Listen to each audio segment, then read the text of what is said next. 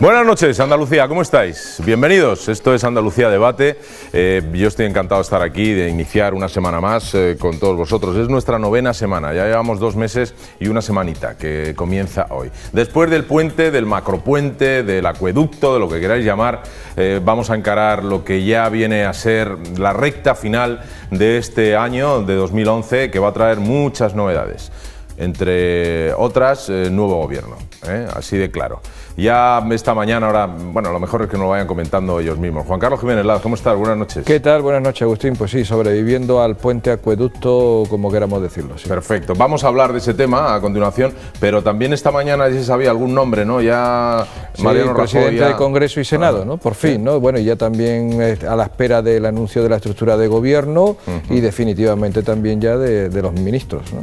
Que ya están al caer. Estamos ya en víspera de todo, de desentrañar todo este oráculo. Oye, suena a esperanza, ¿no? También, que ahora, cara a estas Navidades, pues tengamos nuevo gobierno que nos haga ver las cosas diferentes, ¿no? Yo creo que de alguna forma se pone el contador a cero para España. Y eso es bueno. Eso es bueno. Don Fernando Sigre. Hola. ¿Cómo estamos? Muy bien. Buenas noches. Esperanza, ¿tenemos esperanza? Hombre, como no tengamos esperanza, mala cosa. Mala cosa, ¿verdad? Tal como estamos, esperemos que sí. Una cosa es a nivel nacional y otra cosa es a nivel autonómico. En nuestra Andalucía todavía tenemos que decir cosas que no son muy positivas, pero bueno, el caso es que las vamos a comentar en breve, dentro de muy poquito. Saludo también a José Luis García Guillermo. ¿Cómo estás, José Luis? Buenas noches, muy contento, Agustín. Sí, muy contento porque este fin de semana, que hacía algún tiempo, he ido a mi pueblo, que es la Línea de la Concepción, en la provincia de Cádiz. Qué bueno. Y me he encontrado multitud de gente que se ha cruzado conmigo por la calle en unas horas que estaba allí y que ven el programa. No me digas. Y que me consta que es verdad porque a veces te dicen, te he visto por la tele. Bueno, eso significa que en un zapping has aparecido. No, pero me han hecho referencias de invitados con nombre y apellido, de temas que hemos tratado, del libro, es decir, gente que es verdad, que ve el programa, que lo sigue. Entonces, pues la verdad que, hombre, es muy gratificante. Es una satisfacción, claro. Claro que sí. Claro que sí, pues esperemos que lo sigan viendo. Un saludo a todos los amigos de la línea y a todos los que nos siguen día a día. ¡Hombre! ¿Cuánto tiempo? Don Antonio Barreda. Una eternidad. Bueno, pues yo decirte que la esperanza, el color verde de la bandera andaluza, llegue en marzo y llegue con los idus de marzo. Llegue un cambio importante en Andalucía, que es lo que hace falta, ya no solamente en Madrid, sino en Andalucía. Que no sigamos en blanco, que es otro color también de la bandera. Que veamos el futuro con fuerza y con optimismo. Voy a repasar algunos mails que me habéis enviado. Voy a dejar por aquí, estoy lleno de papeles siempre. Fijaos, hay uno. Bueno, hola, me llamo JJ. Me gustaría saber qué pasaría con todas las mafias que se están metiendo en España. Se llama José Escudero y nos habla de familias que hay en su pueblo y que hay robos y que, bueno, y que no le consideremos por eso que ve xenófobo y tal. Bueno, José Escudero, pues nosotros tomamos nota de lo que nos dices aquí, que es una reflexión en voz alta, incluso casi una denuncia. También aquí hay otra persona, bueno, el mismo, José Escudero, que nos dice, bueno, ¿y qué me dirían ustedes cuando un ayuntamiento que sabe que va a perder las elecciones, eso es lo que dice José Escudero, se dedica a comprar ordenadores, creo que fueron 10, y le dijo a un hombre, pero si los ordenadores están nuevos, y contesta el señor alcalde, es igual, pero tenemos que dejar sin un duro a estos puntos suspensivos, y estas cosas pasan y mucho. Eso nos dice alguien que... No nos dice el pueblo. No, José Escudero. No sé. No hace falta eso en el ayuntamiento. Fijaos lo que está haciendo la Junta con el ejercicio presupuestario. Sí. Por ejemplo, ¿no? Sí, de eso vamos a hablar. Que se ha cerrado ya el ejercicio, además, ¿no? Ahora nos contará Fernando, que el otro día nos hacía referencia a eso. Y Antonio Sanz nos lo dijo el viernes, también, ¿verdad? El viernes. Antonio Sanz nos lo dijo. Bueno, también Juan Manuel, el señor don Agustín Bravo, propongo buenas soluciones para arreglar a España y sus campos. Y nos pone, para arreglar el campo, igual es echar abono. O sea, el tío, por lo menos Juan Manuel, sentido del humor que nos falte. Y la segunda, como Rubalcaba se quedara sin trabajo, contratarlo para guardar una piara de cabras. Oye, te lo juro que lo pone, Bueno, vamos a ver, no estamos libres de recibir mails de gente con sentido del humor. Bueno, pues ahí está. Agustín, me gusta el programa y los debates. Adelante, son ustedes formidables. Eso era un programa de radio, son ustedes formidables. De hace ya muchos años. De la época de José Luis y mía.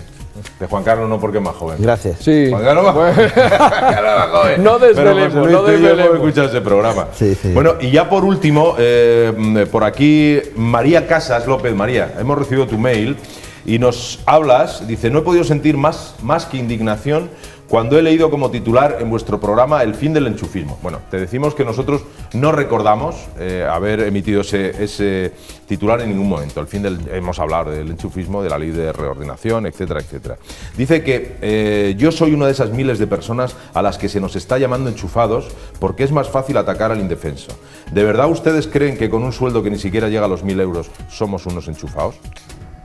Cuando aún no se hablaba nada de integrarnos como personal de las agencias, en mi caso de dependencia. Bueno, el caso es que nos cuenta que ella estaba en paro, que su marido también, que tienen 2 hijos y que hace 3 años pues le surgió esta oportunidad y entró en la administración pública, porque son más baratos y eficaces que los funcionarios. Bueno, Marisa Casas, nos dejas tu teléfono. Lo que vamos a hacer cuando tratemos este tema, si te parece, te damos un toque por si quieres contarnos tu caso. ¿Te parece? Pero que lo hemos recibido y nos hacemos eco de lo que nos dices aquí. María Casas López. Y ahora sí ya, señores, si les parece, vamos a comenzar por el principio. El tema número 1 de hoy lunes tiene que ver con la decepción entre los hoteleros. La decepción incluso ha sido de todos. Yo creo que todos los que hemos encendido la tele o hemos salido a tomar algo, hemos estado fuera de nuestro lugar de residencia habitual, porque hemos visto que no hay alegría en el consumo. No hay nada de alegría en el consumo y eso nos indica, es un indicador muy negativo y muy triste. Almudena, cuéntanos.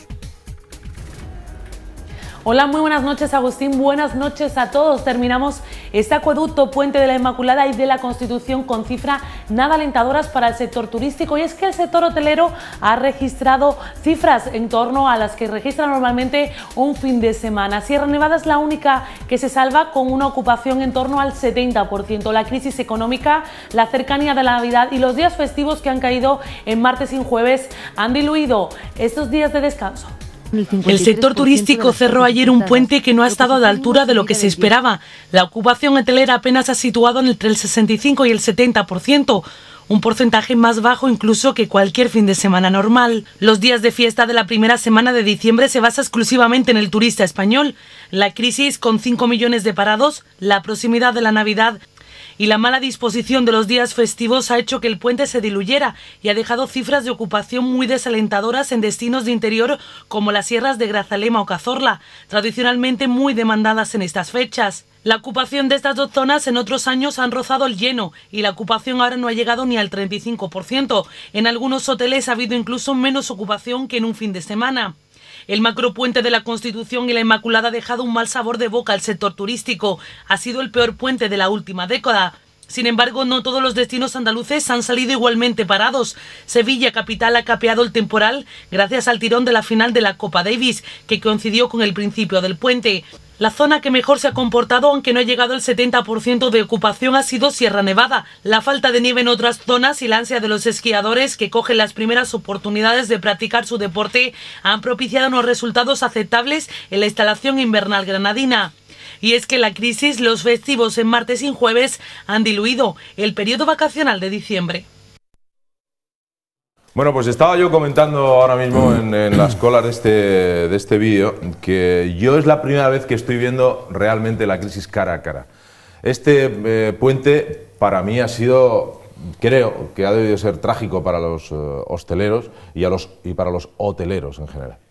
Bueno, no ha sido muy bueno precisamente porque están hablándose de ocupaciones de en torno al 35, en algunos casos 40%, es decir, que es muchísimo menos de las expectativas normales con respecto a años anteriores. Además, con el inconveniente añadido de que han reforzado sus plantillas, porque no hay que olvidar que ahora mismo no estábamos en temporada turística, entonces refuerzan sus plantillas, con lo que aumentan el gasto, aumentan los costes y reciben menos ingresos de las expectativas, con lo cual esto se puede traducir realmente en una situación muy, muy dura para los hoteleros y para los hosteleros, porque efectivamente quizás en algunos casos haya supuesto a lo mejor un 20% de sus expectativas, un 25%. Claro, Juan Carlos, es que fíjate, yo leía que en la zona de Grazalema, en la sierra, Cádiz, ha habido, incluso este fin de semana, ha habido menos gente que un fin de semana normal. Normal, sí, Cazorla, y Cazorla en Jaén también, claro. Que son destinos turísticos típicos del interior de estas fechas además, ¿no?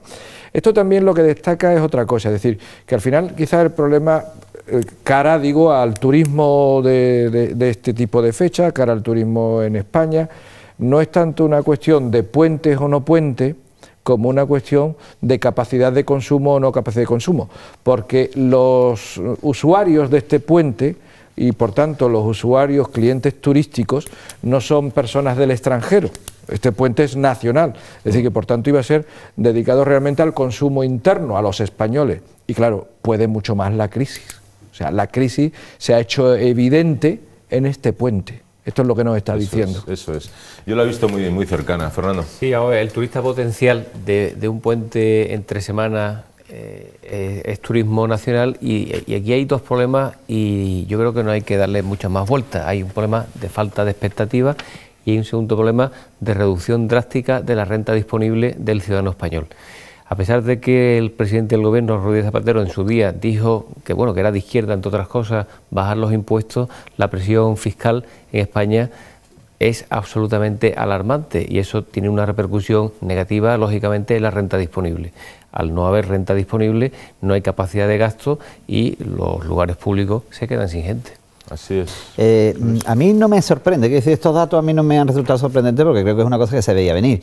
Más me sorprende incluso que profesionales de la hostelería que tengan previsiones incluso de aumentar plantilla en estos días, que era un histórico, pero en unas circunstancias distintas completamente. Ahora, a mí me sorprende pero, precisamente Luis, eso. Cuenta, realmente, por Sí. ejemplo, era el único sector económico que iba tirando precisamente. Claro, realmente indicadores claro. buenos y que además permitía una cierta generación de puestos de trabajo. Sí, pero a mí de todas maneras me parece que hay un factor que no estamos teniendo en cuenta y que creo que tiene una influencia bestial, y más en esta fecha, que más que el económico es el psicológico también. Es decir, en un país en el que hay 5 millones de parados, que se habla de que va a aumentar, que hay una incertidumbre absoluta, que hay, incluso con esperanza, hay miedo a gastar, irse de puente, el que puede, yo creo que no va. El que puede, el que no puede obviamente, pero el que puede, yo creo que este año se ha añadido a esa crisis económica la crisis psicológica. Yo creo que hay miedo a gastar.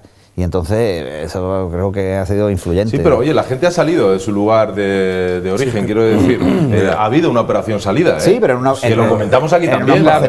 Y con un saldo lamentable de muertos. De muertos, claro que sí. Pues, geográficamente, estos puentes son tan cortos, tan pequeños, se refieren a que son los andaluces mayoritariamente los que se mueven por el interior de Andalucía. En ese sentido, la oferta turística hotelera no se ha adaptado a las circunstancias del bajo nivel de vida ahora mismo de los andaluces. El andaluz ahora mismo tiene miedo a gastar, tiene una psicosis de ahorro y no de consumo, pero ya hemos visto la grave irresponsabilidad del gobierno regional cuando baja un 14% el presupuesto de la Consejería de Turismo, sobre todo a la hora de expandir el concepto turismo, ¿no? El turismo desde los años 60 ha sido el motor, nos gusta o no nos gusta, el motor económico andaluz. Los grandes complejos turísticos de Andalucía son los que mueven casi el Producto Interior Bruto andaluz, pero ya os digo que hay una fractura importante entre los propios complejos hoteleros que no han sabido adaptar la oferta del turismo andaluz y el andaluz, que ahora mismo, y el otro día vimos los datos de la agencia tributaria, que 1,5 millones de andaluces ganaban el salario mínimo interprofesional, que son 600 euros, pues eso hace que la gente no tenga renta disponible, como bien explica el compañero, para poder consumir. El no poder consumir, pues se queda en su casa. Es muy oportuno lo que estaba comentando Antonio, porque efectivamente estos datos de los que estamos hablando se refiere a la hostelería andaluza. Andaluza. Y además, estos datos, cuando vayamos viendo también después en un futuro próximo los niveles de consumo con fechas de Navidad, iremos viendo realmente el reflejo de la crisis, es decir, la profundidad que tiene realmente en las personas y en la sociedad la crisis. Porque además ahora mismo seguro que ha habido también un factor, digamos, de eficacia por parte del consumo de los ciudadanos, es decir, tenemos un puente ahora o unos puentes ahora, pero tenemos también unas navidades enfrente, es decir, a semana y media prácticamente de distancia. No creo que en este momento las economías domésticas perjudicadas en sus rentas, como muy bien señalaba Fernando, porque efectivamente los impuestos lo único que han hecho ha sido ir subiendo, ir creciendo, mientras que además las rentas familiares han ido disminuyendo, porque hay muchas familias con muchos individuos en paro, ¿no? Y además, por otro lado, las expectativas, al menos en Andalucía, son todavía de esperar a la puerta de ver pasar el recorrido, sí, porque todavía no hay ni siquiera convocatoria de elecciones, pues efectivamente no son grandes momentos para el gasto. Mucha gente no preveía gastos, sino que se endeudaba. Iba al banco y pedía un préstamo para las vacaciones. Sí. El banco ya no te dan un préstamo para nada, ni para comprarte unos zapatos. En ese sentido, también el cortar el consumo por parte de los préstamos bancarios está haciendo una restricción de la economía, que a menos consumo, más paro. Es una regla de tres muy simple. Yo creo que ha habido, vamos a ver, las previsiones más o menos se han cumplido. Había una previsión aproximadamente de un 9% de movimiento ciudadano a nivel del Estado. Pero en el caso andaluz tenemos que verlo de la siguiente manera, en mi opinión.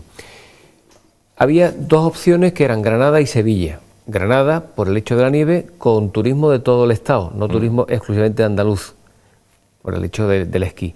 Y en el caso de Sevilla, porque había un evento especial, que era la Copa Davis, que por cierto la Junta ya sabemos cómo se ha comportado, cuando realmente ha equilibrado hasta cierto punto, bueno, las cuentas en la ciudad de Sevilla, con lo cual es evidente que en ciertos momentos la única capacidad que existe para atraer al turista son reclamos puntuales como eventos como puede ser la Copa Davis o en el caso de Granada, concretamente la nieve. Pero lo demás ha bajado más de un 35% hasta un 50% en ocasiones de las expectativas o de lo que se realizó en el ejercicio pasado. Bueno, pero esto significa, Fernando, ¿es un indicador de que la crisis se está agudizando o sencillamente que estamos en un periodo prenavideño y eso también marca la pauta? La crisis, yo lo veo claro que no ha tocado fondo, y el problema de la crisis es que conforme pasa el tiempo afecta, si cabe, mucho más a todo el mundo. Porque hay gente que echa mano ya de los ahorros, el que los tiene, el que no los tiene es que no tiene capacidad de consumo. Y esto, lógicamente, ¿a dónde afecta en primer lugar de forma interna? Pues lógicamente al turismo. El turismo se está salvando con lo que viene del exterior. Normalmente había la balanza comercial se ha salvado este año se ha salvado, al menos ha modificado un poco los esquemas pasados, con las exportaciones y concretamente con el turismo, pero con el turismo que viene de fuera. Efectivamente hay un turismo del interior, un turismo netamente español, pero que en el caso andaluz, teniendo en cuenta el diferencial de renta con un 25% diferencial con el resto del Estado, significa que la renta disponible del andaluz está por los suelos. Significa que bastante hace uno en llegar a fin de mes como para pensar de salir por ahí a darse una vuelta. A darse una vuelta, ¿no? Porque ya no solamente son los hoteles, sino que tú vas a bares, a restaurantes, que todo el ciclo de lo que es el global, el centro turístico, sufre el impacto de esa cadena, claro. Es una cadena enorme. Yo creo que, Fernando, lo que han hecho es irse a dar una vuelta, se han dado una vuelta, porque no han entrado en ningún sitio. Porque yo como hostelero lo digo, que ha estado flojo. Y mira que en Sevilla más o menos hemos escapado regular por el tema de la los dos Davis. sitios que ha citado Fernando, tiene razón. O sea, Granada por el tema concreto de Sierra Nevada, aunque creo que no ha habido mucha nieve, pero bueno, creo que el 70%. Creo que ha escapado el 70%. Sevilla, sin duda, la Copa Davis, que ha sido algo excepcional. Y otra zona que la también Junta no creyó en eso. Fíjate tú. Y otro sitio que también está saliendo bastante razonablemente es Málaga Capital, que se está convirtiendo en un destino cultural importante, un destino de referencia cultural importante, y eso también le da una gran estabilidad. También hay un problema estructural de el propio diseño de la estructura turística que en los últimos años ha hecho la Junta, donde primaban más los campos de golf y los complejos de alto standing, y ha oído siempre de lo que se llamaba el turismo de alpargata, que siempre ha oído la Junta de aquella famoso turismo de alpargata, y sí ha apostado y apuesta y sigue apostando claramente por un turismo de lujo, un turismo de campos de golf, de hoteles de alto standing, con un nivel adquisitivo que el andaluz ni sueña poder tener para poder estar en estos complejos. Creo que en Fitur este año vamos a ver un cambio de política y seguramente va a haber una apuesta más por traer otro turismo que no sea el nacional para estos puentes, precisamente porque aquí estamos viendo la situación, como está económica. Luego la apuesta puede ser tirar de otros mercados menos habituales, ¿no? Claro, habrá que remover esto. Habrá que hacer. Estamos a un ratito de la publicidad. ¿Tocamos el siguiente tema o nos vamos a publicidad? Lo tocamos, ¿no? Sí, tocamos el siguiente tema. Venga. En Córdoba, este sábado, empleados de la Junta se estaban manifestando y decían cosas muy interesantes que nosotros no tenemos que reproducir aquí exactamente, pero sí comentar. Almudena.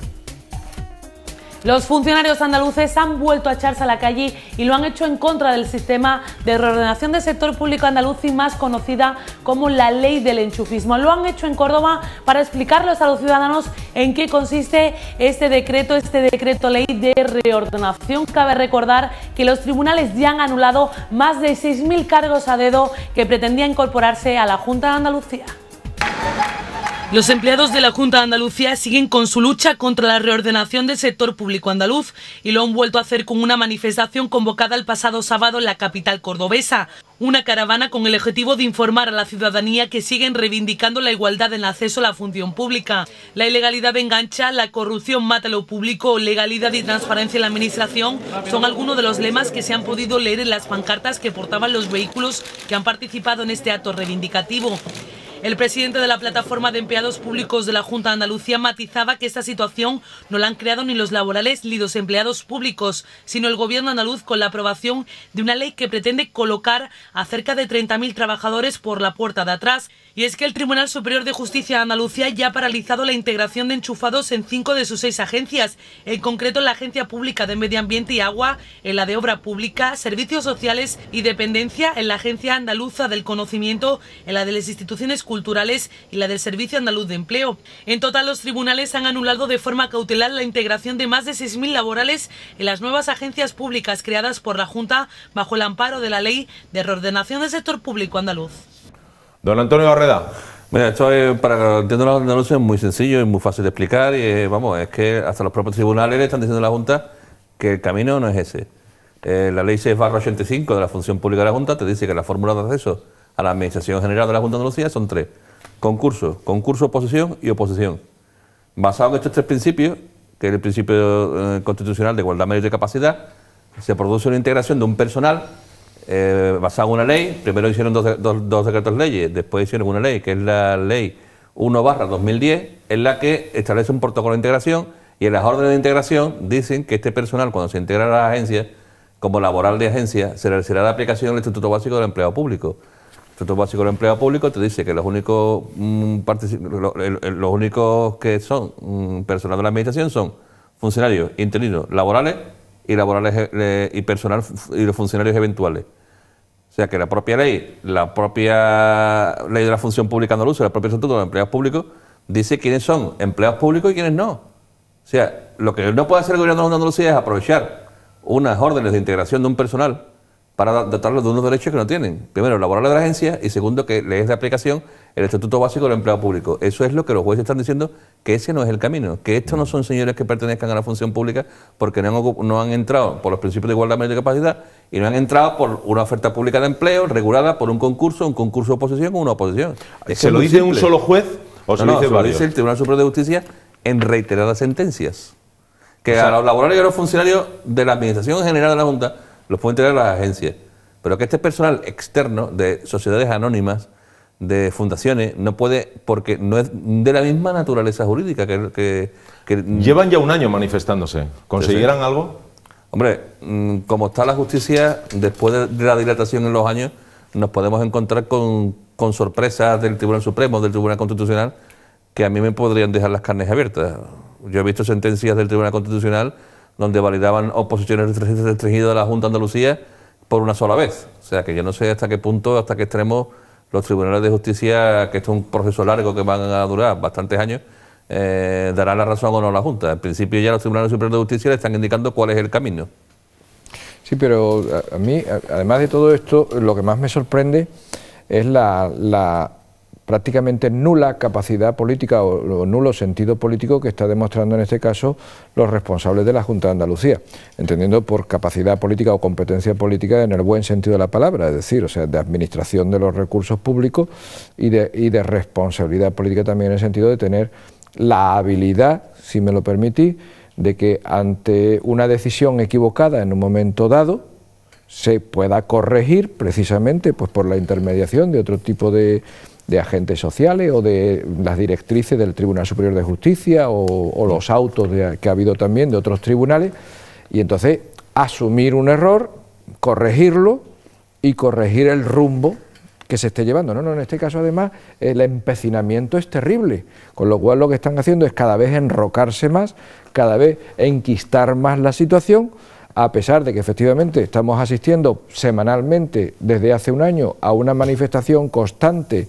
de los funcionarios en cada una de las capitales de provincias de Andalucía, y además estamos asistiendo esperpénticamente a sentencia tras sentencia contra las directrices de la Junta de Andalucía, que desde luego se metió en un jardín con esta famosa ley de reordenación del sector público, que ya periodísticamente se ha calificado de ley del desorden público, porque es lo que está haciendo. El impacto que más lo va a sufrir es el ciudadano. Sí. El ciudadano es el último perjudicado de esta ley, porque la garantía que te ofrece un funcionario público no te la ofrece un tío de una sociedad anónima empresarial. O sea, la garantía que a mí me ofrece un funcionario a mí no me la da ningún tío de una fundación, ni ningún tío de una... Pues ahí está el dato. Además, con los controles propios de la propia administración, de las intervenciones delegadas, de las intervenciones generales, que aquí brillarán por su ausencia. Bueno, pues esta ley de la Junta pretende colocar a cerca de 30.000 trabajadores por la puerta de atrás. Yo creo que esa es la clave. Esa es la clave, exactamente. Yo creo que ese es el lenguaje más doméstico que podemos emplear. Aquí se trata de colocar, y dicen por la puerta de atrás, dicen 30.000, en otros casos he leído hasta 50.000.